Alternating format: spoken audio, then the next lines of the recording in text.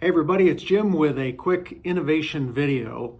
I think I mentioned to you before that there were a couple books that were very instrumental in helping me think about being more creative. I ordered them and finally they came in. This is one of them, A Whack on the Side of the Head, and this is the other one, A Kick in the Seat of the Pants, and you can see they're kind of fun looking and they have lots of interesting inside pages with pictures and that kind of stuff.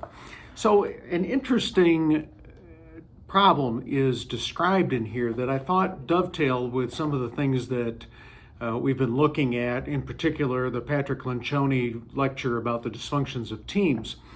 And one of the concepts that they talk about in this book is that creativity and innovation is often thought of as constructive, but sometimes it also needs to be destructive.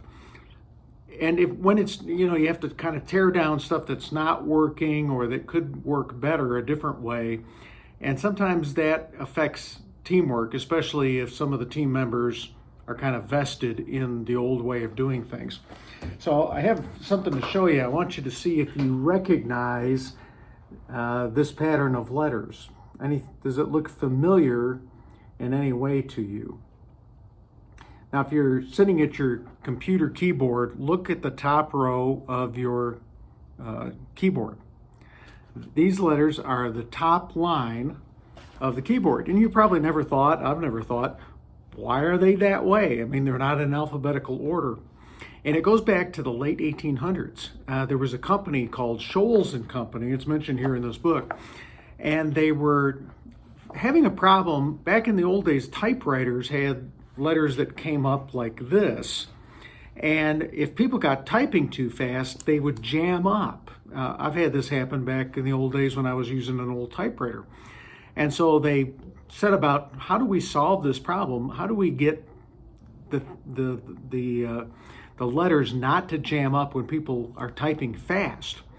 And I guess they could have come up with a technological improvement, and now we've got improvements like this. But the solution they came up with is we need to slow down the typers, the people that are typing.